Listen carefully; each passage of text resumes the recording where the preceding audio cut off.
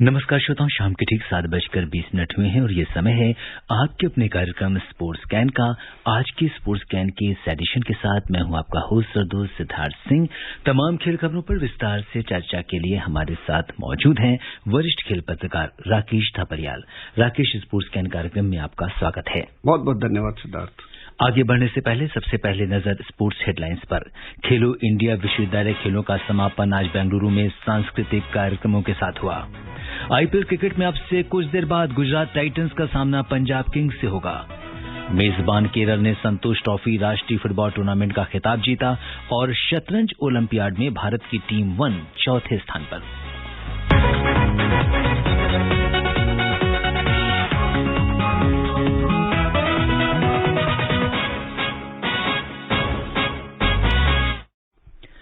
और खेल खबरों की शुरुआत करते हैं खेलो इंडिया यूनिवर्सिटी गेम्स के, जो आज भव्य सांस्कृतिक और रंगारंग कार्यक्रमों के साथ समाप्त हो गए। 10 दिन तक चलने वाले इन खेलों के समापन समारोह में विभिन्न सांस्कृतिक कार्यक्रम प्रस्तुत किए गए। 500 विद्यार्थियों ने आजादी का अमृत महोत्सव थीम के अंतर्गत योगासन भी प्रस्तुत किया। ध्वनि प्रकाश और लेजर शो कार्यक्रम ने सभी को मंत्रमुग्ध कर दिया। समापन समारोह में केंद्रीय गृह मंत्री अमित शाह मुख्य अतिथि थे। इस अवसर पर कर्नाटक के मुख्यमंत्री बसवराज बोम्मई, केंद्रीय मंत्री अनुराग ठाकुर, प्रहलाद जोशी और निशित प्रामाणिक भी उपस्थित थे। गृह मंत्री ने खेलो इंडिया विश्वविद्यालय खेल 2021 पर कॉफी टेबल बुक का विमोचन किया। अपने संबोधन में गृह मंत्री ने सभी खिलाड़ियों को इन खेलों में हिस्सा लेने के लिए बधाई दी। इस दूसरे खेलो इंडिया यूनिवर्सिटी गेम्स में जिन जिन लोगों ने हिस्सा लिया है, जिन जिन खिलाड़ियों ने हिस्सा लिया है, वो सभी के सभी 3,900 खिलाड़ियों को बहुत बहुत बधाई देना चाहता, क्योंकि खेल में जो खेलता है वो बधाई के पात्र है। हार जीत होती रहती है, कभी एक कभी दो, बारी बारी से सभी जीतते हैं, मगर खेलना जीवन का एक महत्वपूर्ण अंग है। तो मैं सभी खिलाड़ियों को हृदय से बहुत बहुत बधाई देना चाहता हूं। गृह मंत्री ने प्रधानमंत्री नरेंद्र मोदी के विजन का उल्लेख करते हुए कहा कि भारत को दुनिया के हर क्षेत्र में प्रथम होना चाहिए, जिनमें खेल भी शामिल हैं। उन्होंने फिट इंडिया, खेलो इंडिया और खेलो इंडिया यूनिवर्सिटी गेम्स जैसी पहलों का उल्लेख किया। मोदी जी 2014 में आए और मोदी जी ने 14 के बाद जीवन का एक लक्ष्य रखा है कि हर क्षेत्र में भारत दुनिया में सबसे प्रथम होना चाहिए, खेलों में भी होना चाहिए। और मोदी जी ने, मैंने लंबे सालों तक उनके साथ काम किया है, कभी समस्या के बारे में चिंता नहीं की, इसके रास्ते निकाले हैं, परिश्रम किया है, पुरुषार्थ किया है, प्लानिंग किया है और परिणाम लाए हैं। और इस खेलों के मामले में भी इन्होंने इनिशिएटिव लेना शुरू किया। फिट इंडिया, खेलो इंडिया यूनिवर्सिटी गेम्स, कई प्रकार के सीरीज ऑफ इनिशिएटिव लिए और आज हम देख सकते हैं कि इसका परिणाम कितना सुंदर आ रहा है। समारोह में युवा कार्य और खेल मंत्री अनुराग ठाकुर ने भारत में विश्वविद्यालय खेलों के उद्भव और विकास पर वीडियो मॉन्टेज भी जारी किया। अपने संबोधन में खेल मंत्री ने कहा कि विश्वविद्यालय खेलों का आयोजन विश्व स्तर का रहा। उन्होंने इसके लिए जैन विश्वविद्यालय का आभार व्यक्त किया। Jain University has not only made the wonderful arrangements, but Jain University has also topped the chart. 20 gold medals to Jain University. And second is the lovely professional university, and then the third is the Punjab University. My dear friends, through this entire event was live telecast on the national television. The Khelo India University Games were organized at par with the World University Games. That is the level of Khelo India University Games today. Shri Anurag Thakur ने खिलाड़ियों से कहा कि अपने इरादों पर अडिग रहते हुए मंजिल को पाना है। विकल्प बहुत मिलेंगे, मार्ग से भटकने के लिए संकल्प एक ही लेना, मंजिल पर बने रहने के लिए। कर्नाटक के मुख्यमंत्री बसवराज बोम्मई ने कहा कि हारने का डर छोड़कर जीतने का इरादा करना चाहिए। आप डरने से कुछ नहीं होगा, हारने का डर नहीं है, जीतने का इरादा है। जी हाँ, और 10 दिन के इस आयोजन में देश के 208 विश्वविद्यालयों के 3,900 खिलाड़ियों ने 20 स्पर्धाओं में भाग लिया। 261 मेडल्स का फैसला हुआ है। और अगर हम देखें तो इतनी बड़े स्तर पर जिस तरीके से ये पूरी चीजें हुई, और राकेश आपने इसको बहुत क्लोजली कवर किया और हर एक स्टोरीज आपने लोगों तक पहुंचाए, इसके परिणाम क्या कहेंगे इन खेलों के बारे में? देखिए, मैं तो कहूंगा कि ये बिल्कुल एक अद्भुत आयोजन है। जिन खिलाड़ियों ने इसमें भाग लिया, बहुत से अपनी इवेंट खत्म होने के बाद लौट के आए दिल्ली में, हमारी उनसे बातचीत भी हुई।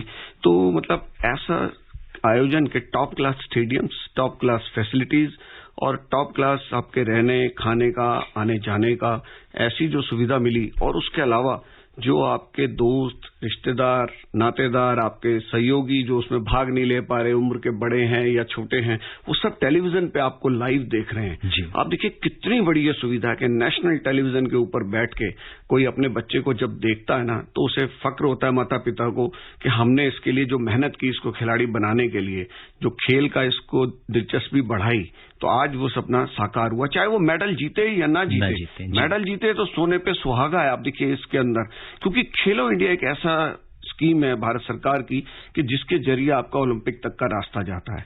और एक बार इस स्कीम के तहत आपने अगर अच्छा प्रदर्शन कर दिया तो समझिए कि आप केंद्र सरकार की नजरों में आ गए, और आपकी जो तमाम समस्याएं खेलों से जुड़ी हुई हैं कि अच्छा कोच चाहिए, अच्छी कोचिंग की जगह चाहिए, इक्विपमेंट चाहिए, वो सारी समस्या दूर हो जाएगी। आप देश के किसी भी स्टेडियम में जाकर अगर ये बोलेंगे कि मैं खेलो इंडिया यूनिवर्सिटी गेम्स का मेडल विनर हूं, तो आप देखिए कि आपको कितना सम्मान वहां पे मिलता है। किसी की इस समय ऐसी हिम्मत नहीं है कि उस खिलाड़ी को जरा सा भी हल्के तौर पे देखे। जी, और अगर हम देखें तो खेल मंत्री ने अपने संबोधन में श्री हरि नटराज का जिक्र किया। उन्होंने कहा कि 4 साल पहले खेलो इंडिया से उन्हें शॉर्टलिस्ट किया गया और इसके बाद उन्होंने मतलब टोक्यो ओलंपिक्स में पार्टिसिपेट किया। तो जिस तरीके से खिलाड़ियों को एक मौका मिला है और वहां से वो आगे आने वाली जो अंतर्राष्ट्रीय प्रतियोगिताएं हैं उनके लिए तैयार होते हैं। देखिए आप सिद्धार्थ, ये देखिए कि आज से 20-25 साल पहले हम देखते थे कि ऑस्ट्रेलिया के, अमेरिका के, चाइना के जो खिलाड़ी जीतते थे वो यूनिवर्सिटी के स्टूडेंट्स होते थे। उनके नाम के आगे उनकी यूनिवर्सिटी का नाम लिखा जाता था। तो बड़ा आश्चर्य होता था कि भाई यूनिवर्सिटी के खिलाड़ी और ओलंपिक में पदक जीत रहे हैं। आज हिंदुस्तान में वो स्थिति आ गई है कि ये जो खेलो इंडिया यूनिवर्सिटी गेम्स हुए, इसमें ओलंपियंस भाग ले रहे हैं।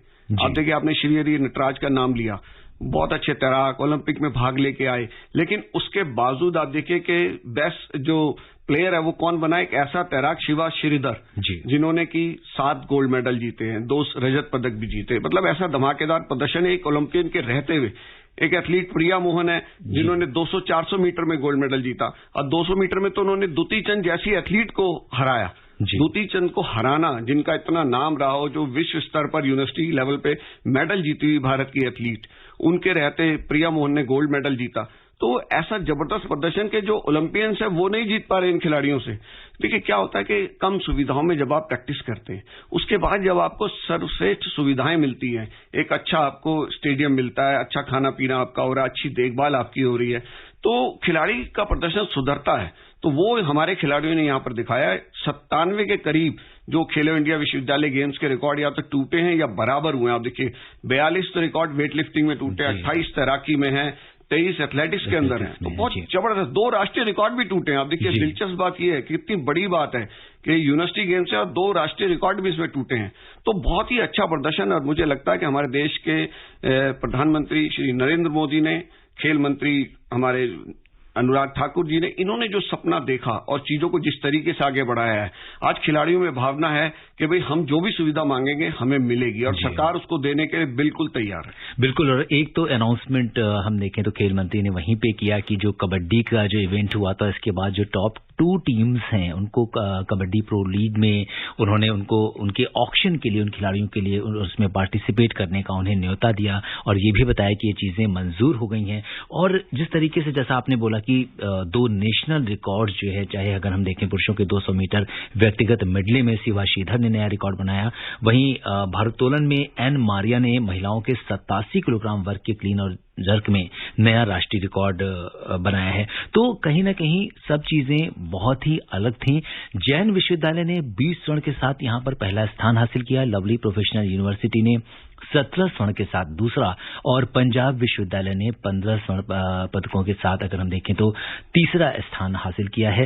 तो इस तरीके से कई, अगर योग की अगर हम बात करें या मलखम्ब की बात करें, पहली बार जो है इसमें शामिल किए गए ये खेल। और योग को अब जो कि बहुत जल्दी ही विश्व योग दिवस भी आने वाला है, और जिस तरीके से ये कॉम्पिटिशन्स हुए वो अपने आप में ये पूरे 10 दिन खिलाड़ियों के लिए बहुत यादगार है। और स्पोर्ट्स कैन कार्यक्रम में भी हमने अपने श्रोताओं तक पूरे यूनिवर्सिटी गेम्स को हर दिन जो है उनको जो भी इवेंट हुए वहां पे किस तरह की व्यवस्था थी इसका पूरा विवरण दिया। और कहीं ना कहीं मुझे लगता है कि अब ये जो खिलाड़ी तैयार हुए हैं, आगे आने वाले जो अंतर्राष्ट्रीय मंच है जिस पे उन्हें जाना है, अपने जो प्रतियोगिताओं में भाग लेना है, वहां पे निश्चित तौर पर बहुत बड़ी मदद उनको मिलने वाली है। देखिए सिद्धार्थ, आपने बड़ी अच्छी बात की। योगासन का जो स्पर्धा यहाँ पर हुई और मलखम्ब की, मुझे याद है कि बहुत साल पहले उमा भारती जो है खेल मंत्री हुआ करती थी, तो उन्होंने इस बात की लड़ाई लड़ी थी कि मैं मलखम्ब के खिलाड़ियों को भी अर्जुन अवार्ड दिलाऊंगी, क्योंकि हमारा ग्रामीण खेल है, हमारा पुराने समय से चला आ रहा खेल है। आज मलखम्ब और योग वाले जो खिलाड़ी हैं उनकी खुशी का ठिकाना नहीं था इसमें भाग लेते हुए जब वो देख रहे थे, क्योंकि ये लोग स्पेशल मेंशन में थे। और अब मैं बताऊं कि सिद्धार्थ, मुझे अब कहने में मतलब ये गुरेज नहीं, मैंने इतना लिखा है योग के लिए, आज से नहीं लगभग 20 बरस हो गए, कि मेरी हमेशा से ये डिमांड रही कि योग को खेल के रूप में भी आप आगे बढ़ाइए, और इस सरकार ने ये करके दिखाया है। क्योंकि योग को खाली एक एक्सरसाइज के तौर पे, फिटनेस के तौर पे हर खेल के खिलाड़ी योग करते हैं अपनी एकाग्रता बनाने के लिए, जो आपके शरीर में कुछ तकलीफ हो जाती है तो उसको दूर करने के लिए। क्योंकि योगासन से न केवल आपका शरीर बाहरी तौर पर स्वस्थ होता है, आपके मसल्स मजबूत होते हैं, बल्कि अंदरूनी तौर पे भी आपके अंदर जो बीमारियां वो भी उससे दूर होती हैं। तो योगासन की तरफ अगर खिलाड़ी जाएंगे तो जो शारीरिक उनकी तंदुरुस्ती था वो भी बढ़ेगी, शारीरिक स्वास्थ्य उनका अच्छा रहेगा, और उसके साथ जब इसमें मेडल मिलेंगे तो मुझे लगता है कि योग हमारा प्राचीन समय से चली आ रही चीज है, और इसमें हम विश्व स्तर पर बहुत शानदार प्रदर्शन करेंगे। बल्कि ओलंपिक संघ के कई अधिकारियों के साथ मेरी बातचीत हुई है, तो राजीव मेहता जो भारतीय ओलंपिक संघ के महासचिव हैं, उन्होंने तो ये आश्वासन भी दिया कि अगर निकट भविष्य में कभी भी भारत ओलंपिक का आयोजन करता है तो उसमें हम योगासन को उसमें डालेंगे, उसमें उसको किसी भी तरह से फिट कराने की कोशिश करेंगे। तो ये बहुत बड़ी उपलब्धि होगी हमारी। तो इन दो जो खेल हैं हमारे पुराने, इनके ऊपर जो जोर दिया गया, इसमें जो शामिल किया गया, ये बहुत ही बेहतरीन कदम रहा है सरकार का। बिल्कुल। और अभी समापन समारोह में भी हमने देखा कि किस तरह से खिलाड़ियों ने योग का प्रदर्शन किया, और निश्चित तौर पर ये जो यूनिवर्सिटी गेम्स हैं ये खिलाड़ियों में नई ऊर्जा का संचार करेंगे ताकि वो आने वाले इवेंट्स में और बेहतर प्रदर्शन कर सकें। और खेल खबरों में अब बात करते हैं आईपीएल की। आईपीएल क्रिकेट में इस समय मुंबई के डी.वाई. पाटिल स्टेडियम में गुजरात टाइटंस और पंजाब किंग्स के बीच मुकाबला चल रहा है।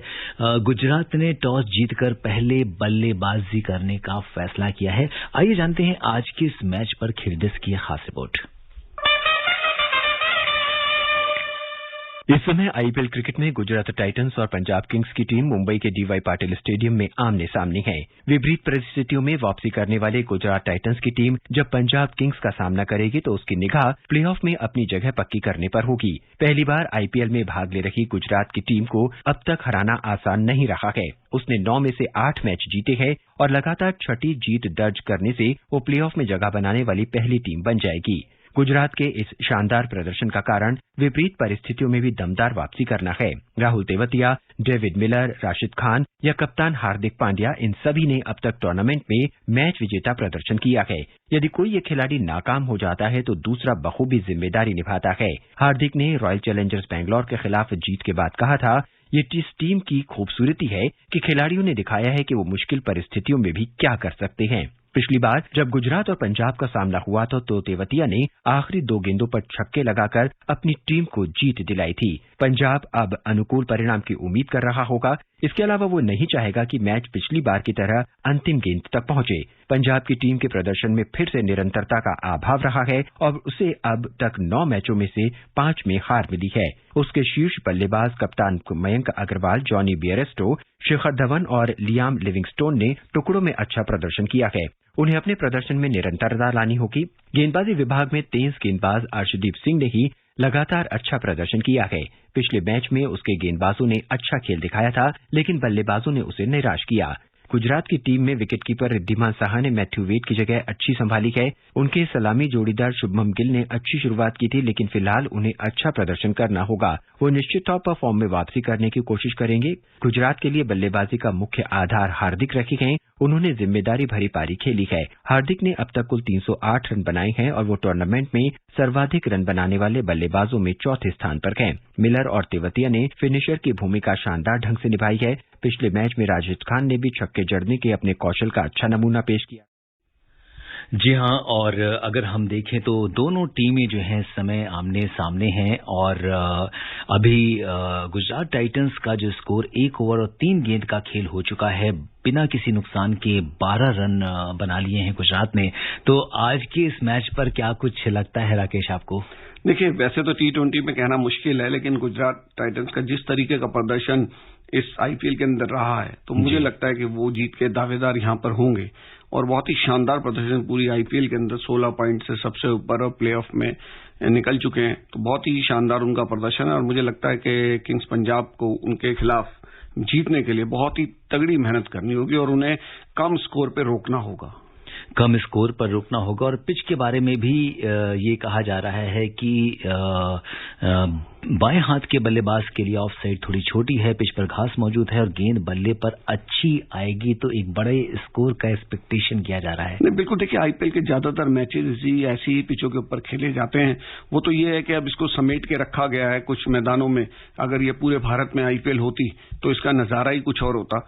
लेकिन फिर भी ये है कि लोग T20 क्रिकेट में चाहते हैं कि भाई ज्यादा से ज्यादा उन्हें चौके छक्के लगते हुए दिखाई दें, तो सब यही उम्मीद करते हैं। तो देखना दिलचस्प होगा कि आज के इस मैच का विजेता कौन होता है। बात करते हैं फुटबॉल की। संतोष ट्रॉफी राष्ट्रीय फुटबॉल टूर्नामेंट का खिताब मेजबान केरल ने जीता। कल मल्लापुरम में रोमांचक मुकाबले में केरल ने पेनाल्टी शूटआउट में पश्चिम बंगाल को 5-4 से हराया। खेल के निर्धारित 90 मिनट में दोनों टीमें गोल रहित बराबरी पर रहीं। अतिरिक्त समय में पश्चिम बंगाल के दिलीप ओराम और केरल के मोहम्मद सफनाथ के हेडर से मुकाबला 1-1 पर निर्णीत रहा। इसके बाद ट्राई ब्रेकर में पेनाल्टी शूटआउट में केरल ने अपने सभी शॉट्स गोल में बदले, जबकि पश्चिम बंगाल के सजल बाग गेंद को गोल में डालने से चूक गए। केरल ने 7वीं बार यह खिताब जीता है, जबकि 1993 के बाद से अपने मैदान पर उसकी ये पहली जीत है। और अगर हम देखें तो बहुत ही संघर्षपूर्ण मुकाबला रहा और दोनों टीमें जो हैं अगर देखें तो काफी समय तक कोई गोल नहीं कर सकी और उसके बाद टाइम के बाद इसका फैसला हुआ। देखिए, गोल ना होना फाइनल के अंदर जो रेगुलर टाइम होता है वो तो थोड़ा सा निराश करता है दर्शकों के हिसाब से, लेकिन आप इससे समझ सकते हैं कि कितना कड़ा मुकाबला दोनों टीमों के बीच हुआ है। और दो फुटबॉल की जो जायंट होती हैं वो ये स्टेट्स हैं, केरल और पश्चिम बंगाल, जहां की फुटबॉल बहुत दीवानगी के साथ लोग इसको देखते हैं। और मुझे ध्यान है कि दिल्ली में कुछ बरस पहले जब इसका आयोजन हुआ था संतोष ट्रॉफी का, तो केरल की टीम उसमें चैंपियन बनी थी। तो मुझे लगता है कि केरल की फुटबॉल को इससे बड़ा बूस्टअप मिलेगा। 12वीं हॉकी इंडिया सब जूनियर राष्ट्रीय चैंपियनशिप कल से गोवा में शुरू हो रही है। चैंपियनशिप में कुल 29 टीमें खिताब के लिए प्रतिस्पर्धा करेंगी। 8 दिनों के पूल मैच के बाद 12 मई को क्वार्टर फाइनल, 14 मई को सेमीफाइनल और 15 मई को फाइनल खेला जाएगा। चैंपियनशिप में टीमों को 8 पूलों में बांटा गया है। महाबलीपुरम में होने वाले 44वें शतरंज ओलंपियाड में भारत की टीम 1 चौथे स्थान पर है। भारत की टीम 1 2683 की ELO रेटिंग के साथ शतरंज की दुनिया में चौथे स्थान पर है। और इसके साथ ही अखिल भारतीय शतरंज महासंघ ने आगामी जुलाई-अगस्त ओलंपियाड के लिए 4 टीमों की घोषणा की है। तो ये तो बात थी खेल खबरों की और समय अनुमति नहीं दे रहा कि कुछ और खेल खबरों पर चर्चा करें। राकेश, आप हमारे स्टूडियो में हैं, तमाम खेल खबरों पर विस्तार हमसे चर्चा करने के लिए आपका बहुत बहुत धन्यवाद और आभार। शुक्रिया।